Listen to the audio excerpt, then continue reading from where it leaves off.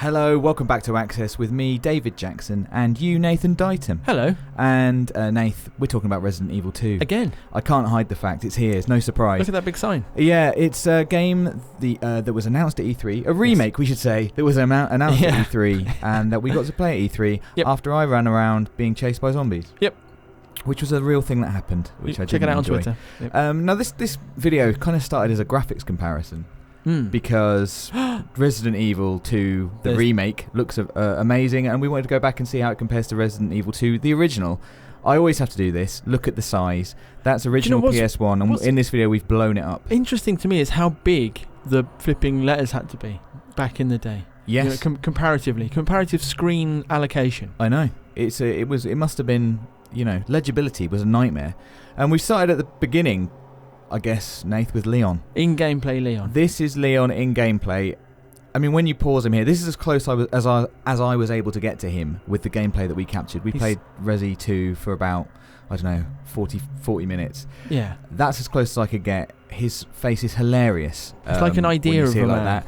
This is probably the best version of Leon available in the game. The pre-rendered cutscenes. Yeah. Here he is being a hero. Smooth. I love the way he fires the gun, and the gun doesn't move, but all of Leon does.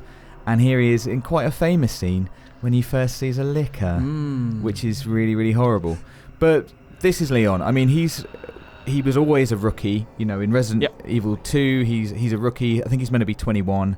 He's a young guy. Prepare your eyes for new Leon.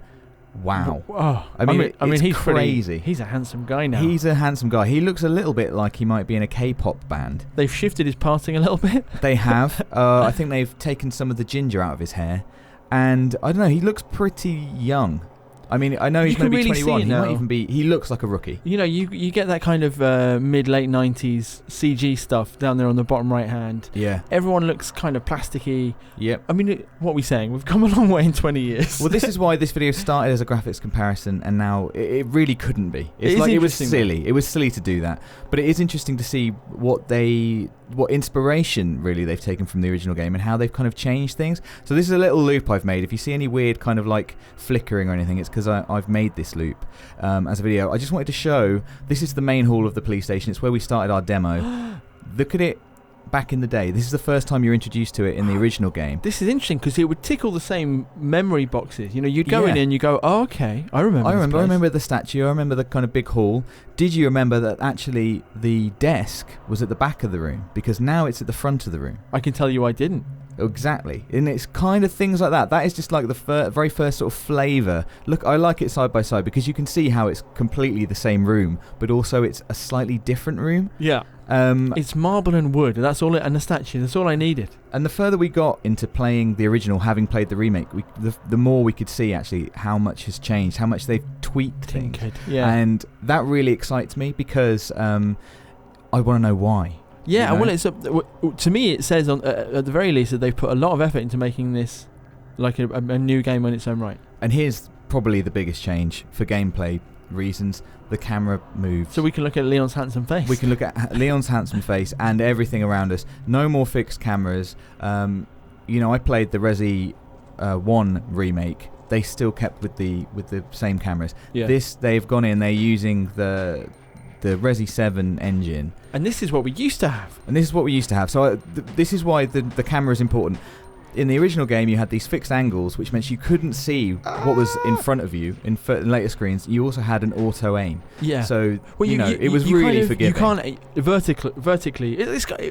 It's semi-auto aim, right? It really locks on. If you look here, you aim to. I know you're trying to shoot the guy on the left, and you still hit the woman on the right. I see. It's like, but either way, it's very forgiving, and it's now. Look at this. This is the first time you came across a zombie, mate. You were panicking. There's another bit later on where I almost cut the woman out. You know what I mean? Oh yeah. I shoot all around her. Exactly. This is the second zombie that you. Look at that one was good. Look, These are good shots. And it is so gruesome. This woman gives you a lot of trouble. You really panic here. Look at how. First of all, like the reticule is at its widest setting, so you have to have it completely still. Very inaccurate here. Look at how the bullets dynamically take flesh off of her face. Hit the wall behind her. Holes in the wall. Look, you get this wrong. You get one chance with the combat knife here. but then panic again. Leon, I love this because he's a rookie, and he's like that was. That must have just nicked her neck. Oh, this woman, I didn't put it in. I should say zombie rather than woman. Yeah. She comes back a third time. I was sick of this woman. And she's very, very sick. You eventually. So this isn't her dead. This is the other thing I wanted to say, is they take a lot to go down. I mean, you do shoot them in the head a lot, and it's not enough. I mean, look at this guy. He's had 2 headshots. He is still going. There are strands of zombie lore which say shoulder. Once you've got a bullet in the head, that's it. That was 4 headshots and 1 in the shoulder. That first encounter that you just showed, my first 2 bullets were in the forehead for both of them. Come on. I mean, it could be the handgun. We did find the shotgun. It's Resi though, isn't it? You're not supposed to kill every zombie. Well, first of all, yeah, you're absolutely right. You're not meant to kill them all. You're meant to just slow them down. But the shotgun really does. That's a bit different. It does quite a lot more than slow them down. This isn't really a comparison now. I've just put this in because it's just brilliant and it's a bit gratuitous. And it reminds me of the T1000. I love that when you find a shotgun, they immediately send in a zombie just so you can do this to him. Yeah. So no more head for that zombie. He is. Yeah, he's gone now. But it is more difficult. Here's some other little changes. First of all, the statue puzzle from the main hall. In the original, you had to find 1 kind of medallion to go in. Now you have to find 3. Interesting. We did find the first one already when we played it in our little 20-minute session. So, that is interesting to me. Right. Why have they done this? Where does it mean? How much have they changed it? I love this. So this is that's basically the first corridor that you come down. Look when at you me play the original game. Trying to see if I can shoot him in the head. Yeah, you were messing around. Mate. Just shoot. So you can see that you get in by a door to begin with. Yep. Check it out. Check out the phone boxes, the double doors. When you get past this guy, you're going to see these kind of like arched windows on Leon's right. Yeah. There's the phone booth on his left now. He's in a bad way. I mean, it's a slow stumble down this corridor. Check out the arched windows. Look at the vending machines at the end here. There's a green herb there. Look at the plants as well. Now take a look at it in the remake. First of all, no zombies. This is the first time you get in this corridor. No zombies to shoot, but they've definitely been here. It's not very nice. There are the phone boxes. You're going to have a quick look at the fuse box, but after that, take a look. There's phone boxes here on the left. Very cool that the phone boxes are in. There's the double doors. There's the arched windows. And there are the plants. Yeah. There's the arched windows. You can actually see through now and see into the office. And there's the vending machines and there's the plants. Not a green herb though. Green herbs are in the game, but not in this Maybe point. I should have had a proper look over there. Who knows whether they was. We talked about how this could betray you as someone who has played and loved Resi 2 as well. I don't mean you. I just mean 1. If someone has done that, you might think, oh, there's a green herb here. Look at the man on the floor, Dave. This is your favourite thing. We were wondering, is this kind of like the little remake? Reference? There's a man here you come across with no head. In the remake, you find this guy who's hanging jammed onto a pipe through his mouth. That is horrible, isn't it? That's really not very nice. It's unpleasant. But what's even less nice is what happens to him next when you bump into him. If you touch him, he will fall. And in order for him to fall, his head has to kind of come apart. How would you describe that? Yeah. So maybe that's what happened to the man in the first game. That's what we're saying. I like that little kick there and part of his mandibles just wiggling around. This is kind of like just for me now because I love this. I love a computer interface in a game anyway. I've paused it here. Look at how mad this interface is. Look at the test button. It's got a picture of a zombie's face. I mean, that is odd. And that's like those colour bars. It says the tone of a colour. That's what you're changing there. What on earth is that about? In the new version, I like that they've kind of they've brought it up to date. It makes more sense. The zombie's gone from the test button. Right. Now it's like kind of more PC information. I like looking at the files and stuff. Look at the bottom right. It says powered by, and I think that might be the Umbrella logo. That's cool. Which is you've really taken a look at this. Well, I really like an interface.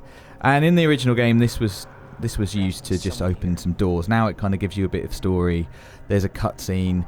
You can see there are cameras. It basically tells you what you've got to go. This is the first thing that happens. This is before you even meet Marvin, because as we're about to find out, he's in a different place.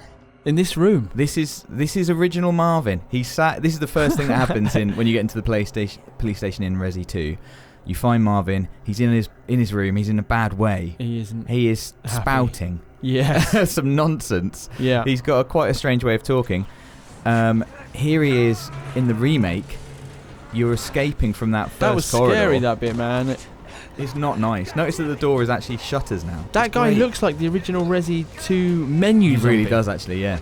And here's Marvin, not messing around with that zombie. I like that. Look, I love this reveal. That is a cool. I mean, like in terms, his reveal has been upgraded. You know what I mean? In terms of ways to introduce a character and make you go, I love this guy. Yeah, exactly. I'm connected to this guy now. He's great. And in the old game, Marvin basically sat here. He gave you a bit of exposition. You try and save him. He points a gun at your head. He really doesn't want to be saved, which is mad. And then he locks himself in the room.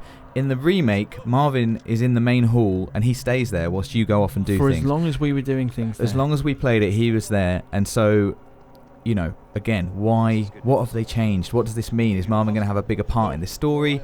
Is he going to, you know, be giving you tips, missions? Is he going to turn into a zombie? He's definitely going to turn into a zombie. Because, like, there's definitely an emotional connection even in those old games with the characters you meet on the way. But, like, obviously, it's just tenfold now. The amount of kind of person that you can put into a character like that. And he gives you a knife instead of a gun. He gives you the combat knife, which you start with in the original game. I'm a big fan.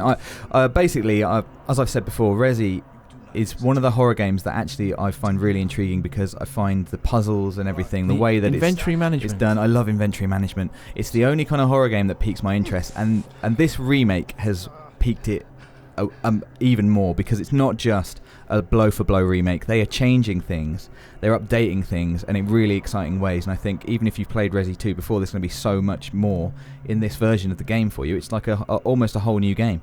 So that's our kind of look at the Resi 2 remake compared to the original. Let us know in the comments below how you think it's shaping up, what excites you about it. Like this video if you liked it, and do subscribe so you don't miss anything else from the world of PlayStation.